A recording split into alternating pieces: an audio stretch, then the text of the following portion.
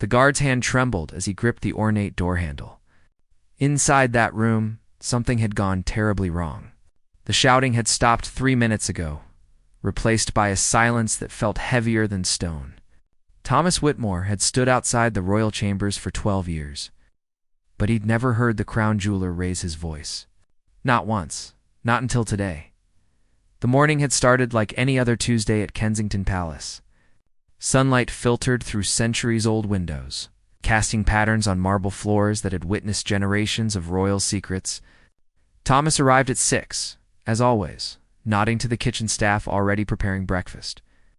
The palace felt calm, peaceful even. But peace never lasts when secrets are involved. At 9:15, black car pulled through the private entrance. Thomas watched from his post as an elderly man stepped out, carrying a leather case that looked older than the palace itself. Henry Ashford, the crown jeweler. A man who'd served 3 generations of royals, whose hands had touched diamonds worth more than small countries. Thomas had seen Ashford dozens of times. The jeweler always moved with quiet dignity, his silver hair perfectly combed, his suit pressed without a single wrinkle.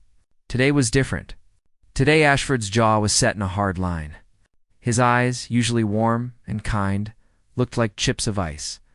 Before we continue with what happened next. If you're enjoying this story, hit that subscribe button. You won't believe where this goes. And there are more incredible stories like this coming your way. Thomas opened the door for Ashford without a word. The jeweler nodded but didn't smile. He walked past, his footsteps echoing down the corridor toward the private study. That's when Thomas noticed the unusual request. Normally, the jeweler met with staff in the formal receiving room. Today, he'd been summoned to the private quarters. The princess herself would be there. 30 minutes passed. Thomas stood at attention, his mind wandering to his daughter's upcoming birthday. Then he heard it. A voice rising, sharp, angry. "I will not do this. Not for anyone." Thomas's blood went cold. That was Ashford. The crown jeweler never raised his voice. A woman's voice responded, softer, pleading. He couldn't make out the words through the heavy oak door. But he knew that tone. Desperation. The kind that comes when someone needs something they can't have. More shouting. A crash. Something hitting the floor. Thomas's radio crackled. "Whitmore, what's the situation there?" His supervisor's voice cut through the tension. Thomas pressed the button, keeping his voice steady. "Unclear, sir. There's been a disturbance. Stand by. Do not enter unless requested." 3 more minutes of silence. Then the door flew open. Henry Ashford stood in the doorway, his face red, his hands shaking. The leather case was clutched against his chest like a shield. Behind him, Thomas caught a glimpse of Kate, the Princess of Wales, her face pale, her eyes wet with tears that hadn't fallen yet. "Mr. Ashford, please," she said quietly. "If you would just reconsider, no?" The jeweler's voice was firm now, controlled, but underneath it, Thomas heard something else. Pain. "Your Highness, with all due respect, some things are sacred. Some things cannot be undone." Ashford turned to Thomas. "Escort me out. Now." Thomas looked past the jeweler to Kate, waiting for her signal. She stood frozen, one hand pressed against her chest, the other reaching out as if to stop something that was already broken. She nodded once. Permission granted, as Thomas stepped forward to fulfill the strangest order he'd ever received. He noticed something that would haunt him for days. On Kate's left hand, her engagement ring caught the light. The same ring that had belonged to Princess Diana.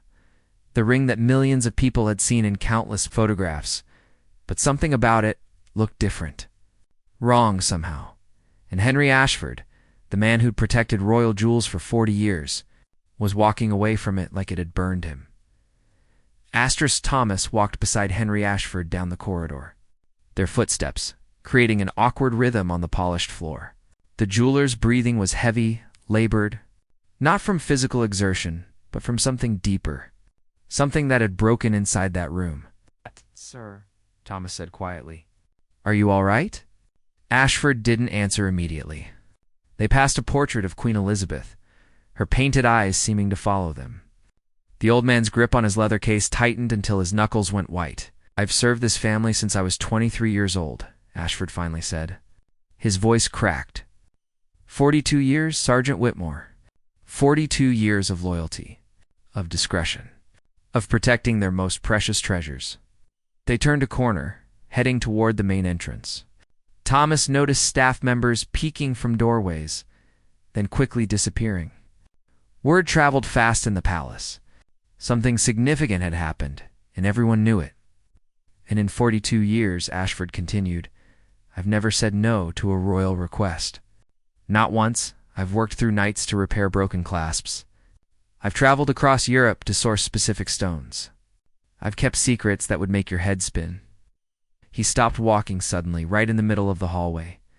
Thomas stopped too, unsure whether to urge him forward or let him speak. "But what she asked me to do—" Ashford shook his head slowly. "That ring is not just jewelry, Sergeant. It's history. It's memory. It's Diana." Thomas felt a chill run down his spine. Princess Diana, the beloved princess who died in Paris more than 2 decades ago. The woman whose memory still made grown men cry. And that ring, the sapphire engagement ring, had become one of the most famous pieces of jewelry in the world. "They want me to change it," Ashford said, his voice barely above a whisper. "Alter it. Make it different. More suitable," they said. "More modern." Thomas struggled to understand. "Change Princess Diana's ring." "Not the family," Ashford clarified quickly. "The Princess Kate. She came to me personally. She said the pressure has been unbearable. Every time someone photographs that ring, they write about Diana. Every article compares her to Diana. Every public appearance, Diana's shadow follows." They started walking again, slower now. Through the tall windows, Thomas could see the palace gardens, where tourists gathered at the gates, hoping for a glimpse of royalty. "They had no idea what was happening inside these walls," she said. "She wants to honor her own identity," Ashford continued. "Create her own legacy. She was crying when she asked me, 'Real tears, Sergeant?' She said she feels like she's wearing someone else's life on her finger." Thomas could understand that, in a way. The weight of constant comparison. The impossible standard of living up to the most photographed woman in history. "But still, what did she want you to do?" Thomas asked. Ashford's face hardened again. "She wanted me to remove the center stone. Replace it with something else. A different sapphire, or perhaps an emerald. Keep the band, the diamonds around it, but change the heart of it. Make it technically the same ring, but fundamentally different." They reached the main entrance hall. The massive doors stood ahead, and beyond them, freedom from this impossible situation. "I told her I couldn't," Ashford said. "I told her that ring was commissioned by Prince Charles in 1981. I told her that Diana chose it herself from a selection. I told her that when William proposed to Kate with his mother's ring, he did it to keep Diana close, to honor her, to ensure she was part of his future. And what did she say? She said Diana is gone. She said the living shouldn't be prisoners to the dead. She said," Ashford's voice broke completely now, "she said Diana would understand. That Diana would want her to be free." Thomas reached for the door, but Ashford grabbed his arm. "The worst part?" The jeweler's eyes were wet now, reflecting the chandelier light above them. "She might be right. Maybe Diana would understand, but I swore an oath, Sergeant. When I became crown jeweler, I swore to protect these treasures, not just from thieves or damage, but from being lost to time. From being forgotten." "You're not changing the ring to protect Diana's memory," Thomas said softly. "Understanding now. If I change that ring," Ashford said, "even at a princess's request, I'm saying that history can be rewritten, that memories can be redesigned when they become inconvenient. And if we do that, what's next? Which treasure gets altered next? Where does it end?" Thomas pulled open the door. Cold air rushed in, carrying the sounds of London traffic and tourist chatter. "They'll replace me," Ashford said, stepping through the doorway. "By tomorrow, there will be a new crown jeweler, someone more flexible." As they walked down the steps toward the waiting car, Thomas saw something that made his stomach drop. Cameras. Dozens of them.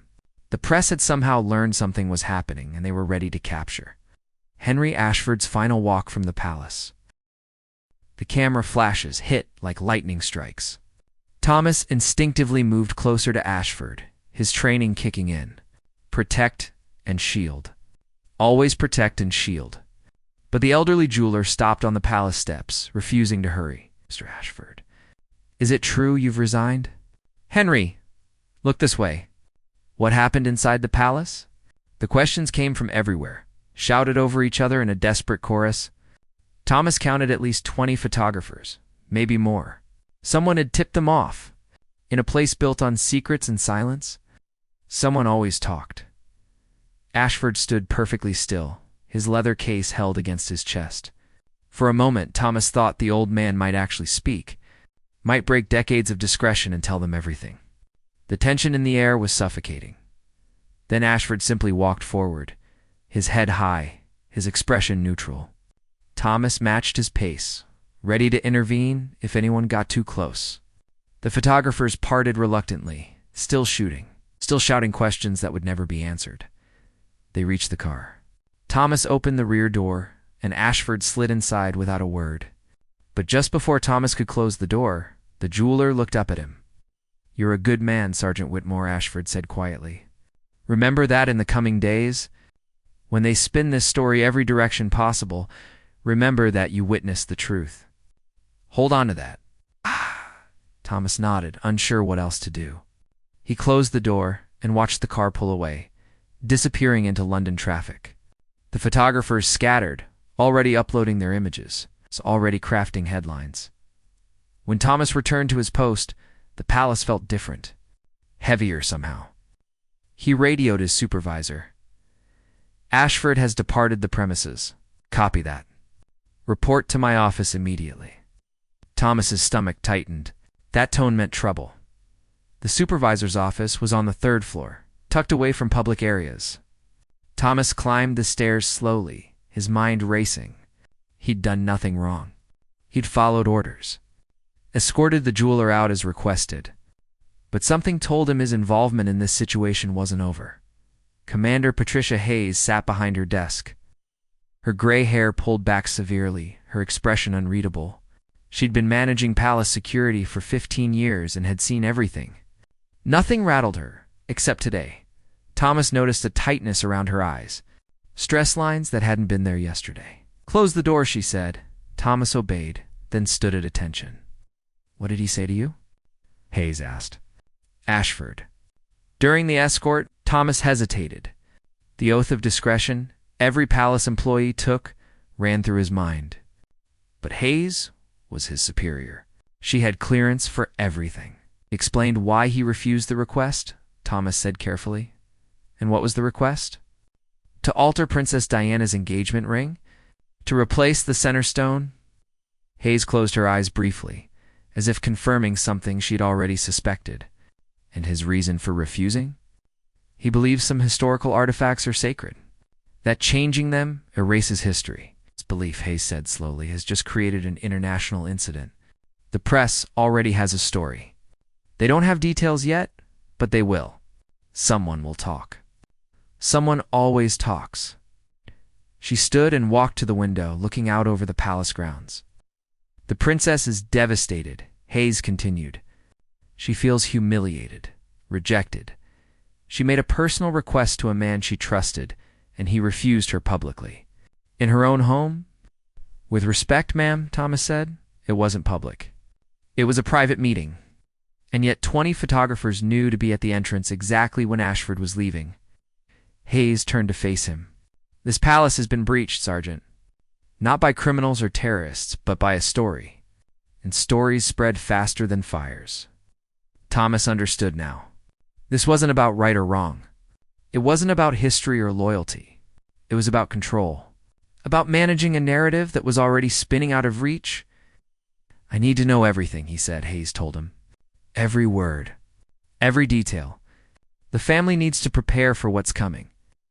Thomas recounted the conversation as accurately as he could, watching Hayes's expression darken with each sentence. When he finished, she sat down heavily. "Diana," she said quietly. "Everything always comes back to Diana." Through the window, Thomas could see tourists taking photographs. Children waving at the palace, hoping a princess might wave back. They saw fairy tales and romance. They had no idea about the weight of legacy, the burden of comparison, the impossible choices happening behind these walls. "What happens now?" Thomas asked. "Now?" Hayes looked at him with something close to pity. "Now we watch the Princess of Wales navigate the worst week of her public life. Social media will explode. Diana's supporters will call Kate disrespectful. Kate's supporters will say she deserves her own identity. The tabloids will run stories for months." She paused, then added quietly, "And a good man who served his country faithfully for 42 years will be remembered as the jeweler who said no to a princess." Thomas thought about Ashford's face in the car. The sadness there. The certainty mixed with regret, he knew, Thomas said. He knew what it would cost him. "Then he's braver than most," Hayes replied. "Or more stubborn. Time will tell which." As Thomas left the office and returned to his post, he passed a portrait of Princess Diana, young, radiant. Her engagement ring visible even in the painting. The famous sapphire catching light that no longer existed. He wondered what she would think of all this. The woman whose memory had become both a blessing and a curse, whose ring had become a symbol so powerful that changing it felt like sacrilege. And for the first time in his 12 years of service, Thomas questioned whether working in a palace was serving history or being imprisoned by it. 3 days passed. 3 days that felt like 3 years. Thomas watched the story explode exactly as Commander Hayes predicted. By evening of the first day, every major news outlet had some version of the headline: "Crown Jeweler leaves palace in mystery exit." By the second day, the speculation started. Anonymous sources. Palace insiders. People who claimed to know the truth but only knew fragments. By the third day, someone leaked it. Princess Kate wanted to alter Diana's ring. Crown Jeweler refused. Thomas saw the headline on his phone during his lunch break. His hands went cold. The comment section was already a battlefield. Thousands of people arguing, judging, taking sides in a situation they didn't fully understand. Some called Kate selfish, disrespectful. How dare she try to erase Diana's memory? Others defended her. She's her own person. She shouldn't have to live in Diana's shadow forever. A few praised Ashford for his integrity. Most called him old-fashioned and stubborn. No one, Thomas noticed, seemed to consider that everyone involved might be right and wrong at the same time. That sometimes there are no good choices, only impossible ones. He returned to his post outside the private quarters. He'd seen Kate twice since that morning, both times from a distance. She looked smaller, tired. The kind of exhaustion that comes from being dissected by millions of strangers who think they know your heart. At 3 p.m, William arrived. Thomas watched the Prince of Wales walk through the corridor with determined steps. His face was set in that careful, neutral expression royals perfected, but Thomas had learned to read the small signs. The tightness around the jaw, the way his hands clenched briefly before relaxing. William was furious. He disappeared into the private quarters. Thomas couldn't hear the conversation, but he could feel it. The weight of it pressed against the walls, seeped under the door. 20 minutes later, William emerged alone. He stopped when he saw Thomas. "Sergeant Whitmore," William said. Thomas stood straighter. "Your Highness, you were there when Ashford left." "Yes, sir." William studied him for a long moment. Up close, Thomas could see the strain in the prince's eyes. The man was caught between his wife and his mother's memory, between the present and the past. "Did he say why?" William asked quietly. "I know what the official story is, but I want to know what he actually said to you." Thomas knew he was being asked to break protocol, to share a private conversation, but something in William's voice, the genuine need to understand, made him answer honestly. He said, "Some things are sacred, Your Highness. That the ring is more than jewelry. It's memory. It's your mother. William's expression cracked slightly. Just for a second, the composed prince disappeared, and Thomas saw a son who still missed his mother. A man who'd tried to include her in his marriage, in his future, only to have it create a burden he never intended. I gave her that ring because I wanted Mum to be part of our life, William said softly. Part of our family. I thought it was honoring her. I believe it was, sir. But Kate wears it every day. Every single day, people compare them. Every photograph, every article, every public appearance. Diana was magnificent, impossible to live up to. And I put that pressure on Kate's finger without fully understanding what I was doing. Thomas remained silent, knowing sometimes people just needed to speak. She came to me 2 months ago, William continued, crying, saying she felt like a placeholder, like everyone was waiting for Diana to come back, and she was just filling the space. She asked if we could put the ring in a vault, keep it safe, but not wear it. The pain in William's voice was palpable. I said no. I told her it was important, that Mum would want her to have it. But Kate was right, wasn't she? I was being selfish, keeping my mother close, even when it was hurting my wife. The jeweler could have changed it, Thomas said carefully. He refused. Because he saw clearly what I couldn't, William replied. If we change that ring, we're admitting defeat, admitting that Diana's memory is too powerful, too overwhelming. But if we don't change it, Kate suffers. Either way, someone loses. A staff member appeared at the end of the corridor, then quickly retreated when they saw the prince in conversation. The palace was walking on eggshells. What will you do, sir? Thomas asked, then immediately regretted it. Too personal, too direct. But William didn't seem offended. Instead, he looked down at his own wedding band. Simple gold, no complications. I'm going to fix my mistake, William said. I'm going to tell Kate to stop wearing the ring. Thomas's eyes widened slightly. That was not what he expected. Not because Ashford was wrong to protect it, William clarified, and not because Kate was wrong to ask, but because I was wrong to put her in this position in the first place. The ring will go to Charlotte when she's older. It will stay in the family, stay protected, stay sacred. But Kate deserves to choose her own jewelry, her own identity. Started to walk away, then turned back. Sergeant, how long have you served here? 12 years, Your Highness. And in 12 years, how many secrets have you kept? Thomas thought about all the private moments, the overheard conversations, the glimpses of humanity behind the titles. Too many to count, sir. William nodded. That's what we ask of everyone who serves here. Keep our secrets. Protect our privacy. Guard our dignity. It's a heavy burden. It's an honor, sir, is it? William's question was genuine. Or is it a prison? For you, for us, for everyone trapped behind these walls with ghosts we can't escape. Before Thomas could answer, William walked away, his footsteps echoing in the empty corridor. Thomas stood alone, thinking about prisons and honors and the difference between them.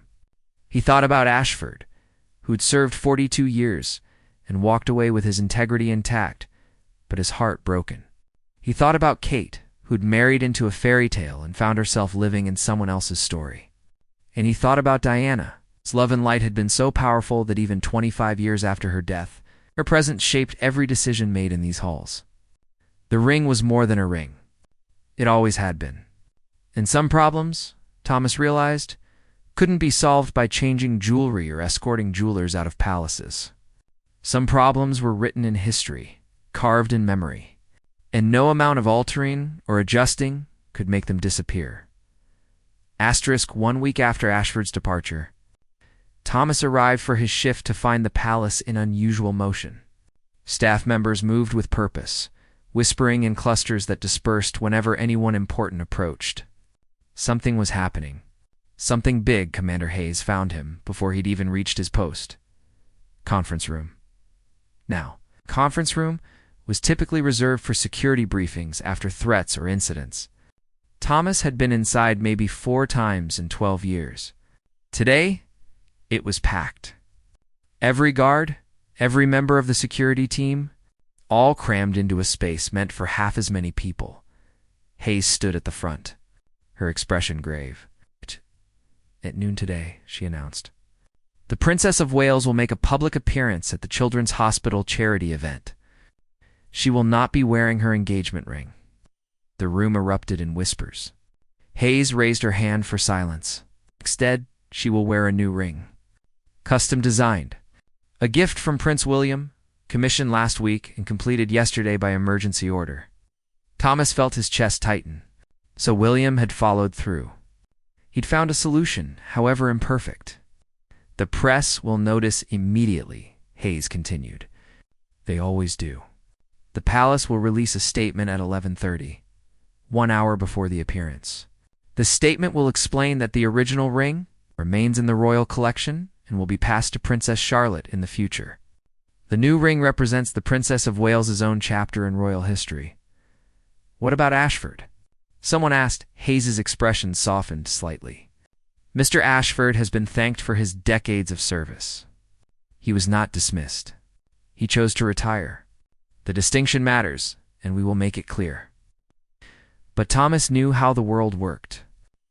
Facts didn't matter as much as narrative, and the narrative was already written. Stubborn old man refuses princess, forces her to get new ring. That's what people would remember. After the briefing, Thomas returned to his post, his mind spinning. At 11:30, his phone buzzed with the official palace statement. He read it carefully, noting the diplomatic language. The careful balance between honoring Diana and supporting Kate. The statement was perfect. It would change nothing. At noon, Thomas watched the television in the guard station as Kate arrived at the hospital. The camera zoomed in immediately. There, on her left hand, was a new ring, elegant, beautiful, an emerald surrounded by diamonds. Set in platinum, it was stunning. It was appropriate. It was hers, and the comments online were already vicious. She finally erased Diana. About time she stopped living in someone else's shadow. Disrespectful. That ring was a symbol. Good for her. She deserves her own identity. Thomas turned off the television. He couldn't watch anymore. That evening, something unexpected happened. Thomas was doing his rounds when he noticed a visitor being escorted through the private entrance. Someone who shouldn't be there. Someone who'd left a week ago and shouldn't return. Henry Ashford. The elderly jeweler walked slowly, his usual leather case absent. He looked older somehow, as if the week had aged him years. Thomas watched from a distance as Ashford was led to the same private study where everything had fallen apart. An hour passed, then another. Thomas's shift was ending, but he couldn't leave. He needed to know why Ashford had returned. Finally, the door opened. Ashford emerged, but this time Kate walked beside him. They were talking quietly, and Thomas couldn't hear the words, but he could see their faces. Kate's eyes were red. She'd been crying. Ashford's hand rested gently on her shoulder. The gesture of a grandfather comforting a grandchild. They stopped in the corridor, just close enough for Thomas to hear. "I never meant to hurt you," Ashford said softly. "I hope you understand that." "I do now," Kate replied. Her voice was steady despite the tears. "William explained it to me properly. You weren't protecting a ring. You were protecting a promise. The promise William made to his mother when he gave me that ring. That she would always be part of our family." "Oh, she will be," Ashford assured her. "In Charlotte. In your children's memories of their grandmother they never met. In the stories you tell, that ring was just a symbol, Your Highness. Diana's real legacy is in how she loved, not in what she wore." Kate nodded, wiping her eyes. "I got so lost in the comparison. Every day someone telling me I wasn't as beautiful, wasn't as charismatic, wasn't as natural with people. I started to believe that as long as I wore that ring, I'd never be anything but Diana's replacement." "You were never a replacement," Ashford said firmly. "You're the woman William chose to build a future with. Not Diana's future. His future. Yours together." "The new ring," Kate said, looking down at her hand. "It's beautiful. But I want you to know something. William didn't commission it from the new crown jeweler. He went to your apprentice, Marcus, the young man you trained. Ashford's eyes widened. Marcus designed it? William said the best way to honor you was to honor your legacy. To use the skills you taught. Marcus worked day and night. He said he wanted to make something you'd be proud of. For the first time since Thomas had seen him that terrible morning, Ashford smiled. Really smiled. That boy, he said, shaking his head. He'll be better than I ever was. He learned from the best. They walked together toward the exit, and Thomas realized he was witnessing something rare. A resolution that didn't involve winners or losers. Just people understanding each other a little better than before. As Ashford reached the door, he turned back to Kate. Your Highness, may I give you one piece of advice? From an old man who's seen 3 generations of royals try to balance duty and happiness? Please, don't try to escape Diana's shadow. Stand beside it. Let people compare if they want. Let them say she was better, or you're better, or whoever. It doesn't matter. What matters is that you wake up every morning and decide who Kate is that day. Not who Diana was. Not who the papers think you should be. Just who you are. Kate smiled through her tears. Thank you, Mr. Ashford. Thank you, Your Highness. For teaching an old man that protecting the past doesn't mean imprisoning the present. Thomas held the door as Ashford left. This time, there were no photographers. No cameras. No spectacle. Just an elderly man walking to his car, his head high, his conscience clear, and inside the palace, a princess wearing a new ring that represented not an ending, but a beginning. 6 months later, Thomas stood in the same corridor where everything had changed. The palace felt different now. Lighter, somehow. As if a weight everyone had been carrying had finally been set down. The tabloids had eventually moved on to other stories. The social media fury had faded. Kate wore her emerald ring with quiet confidence, and when people asked about it, the palace simply said it was a gift from her husband. No drama. No explanation. Just a ring. Diana's sapphire sat in the royal vault, preserved and protected, waiting for Charlotte to grow old enough to understand its significance. The newspapers occasionally ran anniversary pieces about Diana, and they always included photos of the ring. But now, the articles mentioned Kate with respect rather than comparison. She'd become her own story. Thomas had been promoted. Commander Hayes had put him forward for a commendation after the way. He'd handled the situation with discretion and dignity. He now led a team of younger guards, teaching them the same lessons he'd learned. Loyalty matters. Discretion matters. But understanding matters most. He'd kept in touch with Henry Ashford. Email, mostly. Brief messages exchanging updates. Ashford had fully retired, spending his days with his grandchildren, writing a memoir about his years in royal service. He'd sent Thomas a draft chapter about the ring incident. I want to get it right, Ashford had written. I want people to understand that everyone involved was trying to do the right thing. That's the hardest part about life. Sometimes the right thing conflicts with the right thing, and you have to choose. Today, Thomas had a special assignment. Princess Charlotte's 10th birthday celebration was being held in the palace gardens. Small, private, family only. But security was still required, and Thomas had been specifically requested. He stood at a discreet distance as William and Kate watched their daughter run through the gardens with her siblings. George was teaching her some kind of complicated game that involved rules only they understood. Louis was ignoring both of them, more interested in the birthday cake waiting on the table. Kate laughed at something William said, and Thomas noticed her gesture with her left hand. The emerald caught the afternoon sunlight, glinting green and bright. She'd stopped hiding it, stopped apologizing for it. It was simply part of her now. William caught Thomas watching and walked over, leaving Kate with the children. Sergeant Whitmore, William said warmly. Thank you for being here. Always an honor, Your Highness. I wanted to tell you something, William said, his voice lowering. Charlotte knows about the sapphire ring. We told her last month. Explained that it was her grandmother's, and someday it will be hers. How did she react? She asked if she could see it. William smiled. So we took her to the vault. Let her hold it. Look at it up close. She was quiet for a long time, just studying it. Then she asked, "Was grandmother happy when she wore this?" Thomas felt his throat tighten. "I told her yes," William continued. "When your grandfather gave it to her, she was very happy. And when I gave it to your mom, I was happy too. But I also told her that rings don't make happiness. People do. Love does. The ring is just a reminder. That's wise." "Sir," she also asked why Mom doesn't wear it anymore. William glanced back at Kate. "I told her that sometimes people need to write their own stories, not just continue someone else's. That grandmother's story was beautiful, but Mom's story is beautiful too. Different, but equally important." A ball rolled toward them, and George came running to retrieve it, breathless and grinning. "Dad, come play." "In a moment," William said, tousling his son's hair. George ran back to his siblings. "Charlotte said something that stuck with me," William added.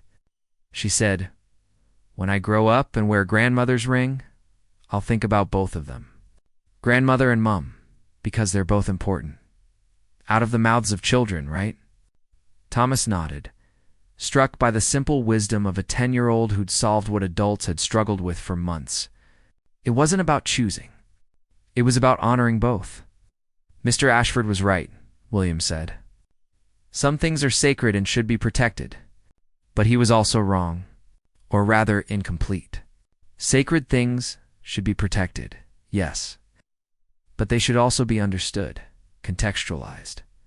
That ring is sacred, but not because it's magical. It's sacred because of the love it represents. My father's love for my mother. My love for Kate. And someday Charlotte's story, whatever that may be." Kate called out. "William, they're destroying the cake table." "Duty calls," William said with a laugh. But before he left, he added, "Thank you, Thomas, for being steady when everything else was chaos. The palace needs people like you." As William rejoined his family, Thomas watched them together. 3 children running wild, royal protocols forgotten in favor of grass stains and laughter. Kate chasing Louis as he tried to steal frosting directly from the cake. William pretending to be a monster, making Charlotte shriek with delight. They looked like any family, happy, imperfect, real. Thomas thought about that morning 6 months ago. The shouting, the tears, the impossible choice between honoring the past and embracing the present. It had felt like the end of something then. A breaking point. A crisis that couldn't be overcome. But maybe it had been a beginning instead. A car pulled up to the service entrance, and Thomas recognized the driver. Marcus Ashford's former apprentice, now the crown jeweler. He was delivering something. Small wrapped box carried with careful reverence. Thomas watched as Kate opened it, her face lighting up with surprise and delight. She pulled out a bracelet, delicate and sparkling, clearly crafted by master hands.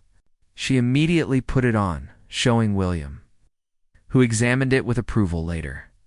Thomas would learn that Marcus had designed it as a birthday gift for Charlotte, commissioned by Kate and William together. It incorporated a tiny sapphire from one of Diana's lesser-known pieces, combined with emeralds matching Kate's ring. Past and present, woven together, creating something entirely new as the afternoon sun stretched shadows across the gardens. Thomas understood what Ashford had been trying to protect. Not just a ring, but the idea that history matters. That memory has weight. That the past shapes us even as we move forward. But he also understood what Kate had been fighting for. The right to be seen as herself, to honor the past without being buried by it. To carry legacy without being crushed under its weight. And in the end, maybe they'd all been right. Maybe that was the real lesson. Life wasn't about choosing between tradition and progress, between honoring the dead and celebrating the living. It was about holding both truths at once, even when they seemed impossible to reconcile.